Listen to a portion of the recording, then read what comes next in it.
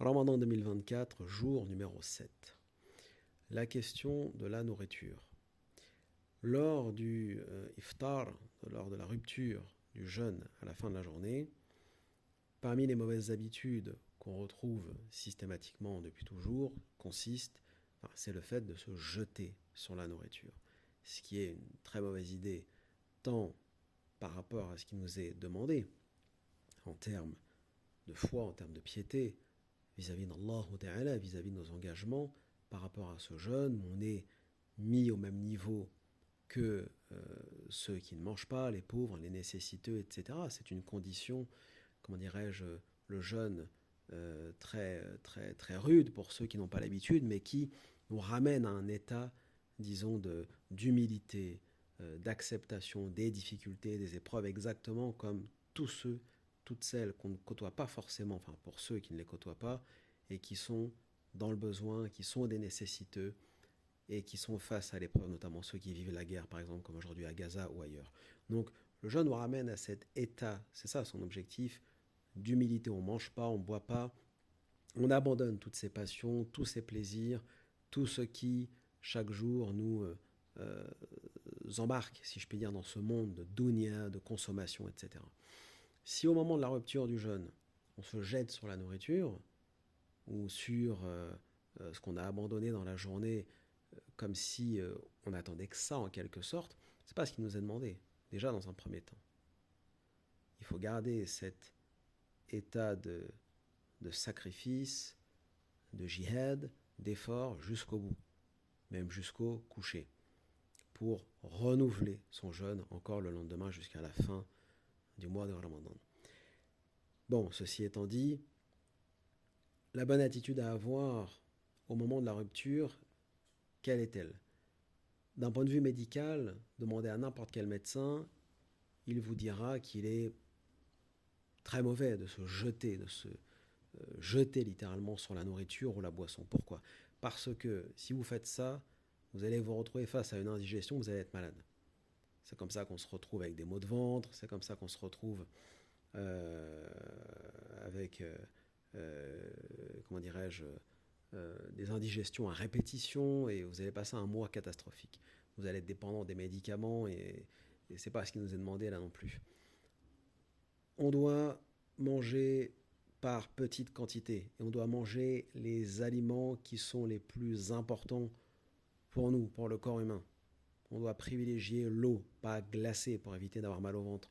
On doit délaisser tout ce qui est soda, sucre, sucrerie, etc. Ça nourrit pas, ça. Ça, c'est des choses qui blindent en termes d'aliments, qui font mal à l'estomac, qui irritent. Ça va vous donner des gastro et que sais-je encore.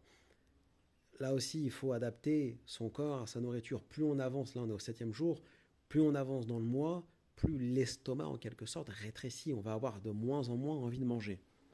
Et à la fin du mois, et c'est ce qui se passe à chaque fois, au moment de l'Aïd, c'est-à-dire de la fête de la rupture, eh bien, le lendemain, quand on va, une fois que le jeûne du mois de Ramadan est terminé, on n'a pas faim, quoi. On n'a pas envie de manger ni sucré ni salé, on n'est vraiment pas affamé. C'est ce qui va se passer à la fin du mois, parce que on a tellement rétréci nos proportions, nos quantités, plus on va avancer dans les journées, moins on aura envie de manger. Donc c'est pour ça qu'il faut, dès le départ, si je puis dire, s'habituer à avaler des petites quantités de nourriture.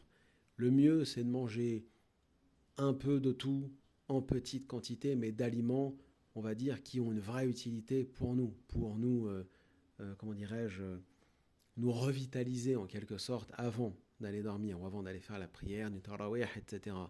Manger de la salade, manger des fruits, des légumes, boire de l'eau, éviter de boire bouillant, éviter de prendre du café ou des choses qui excitent, puisque voilà, les frères ou les sœurs qui travaillent ou qui ont une activité professionnelle ou quelconque le lendemain, vous allez avoir un sommeil extrêmement perturbé et vous allez passer un mois là aussi catastrophique. Vous allez enchaîner entre fatigue, énervement, excitation, et ça, c'est vraiment pas une bonne chose.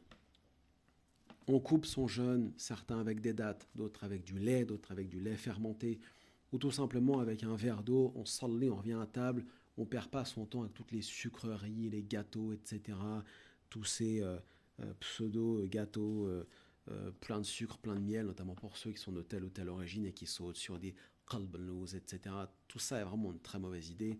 Et aussi, là, encore une fois, c'est pas ce qui nous est demandé, dans le sens où il y a des gens, ils vont tous les jours à l'épicerie, au supermarché, etc., en fonction de leurs envies, de leur, voilà. Puisque c'est effectivement le risque. Pendant le mois, on peut ressentir la faim et la soif.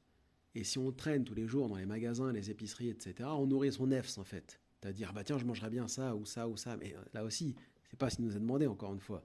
Ce qui nous est demandé, c'est de nous restreindre et de nous contenter de peu. Un bout de pain, une salade, voilà, un peu de fruits, des légumes. Certains préfèrent manger des soupes ou du potage. Très bien, alhamdoulilah, c'est parfait.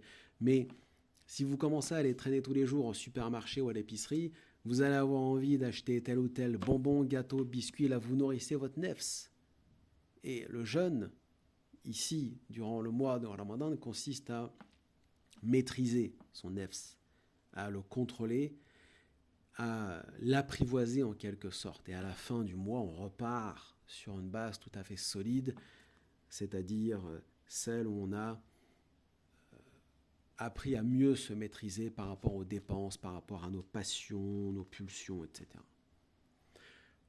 Donc, on maîtrise sa nourriture, on maîtrise ses quantités et on ne perd pas son temps à table.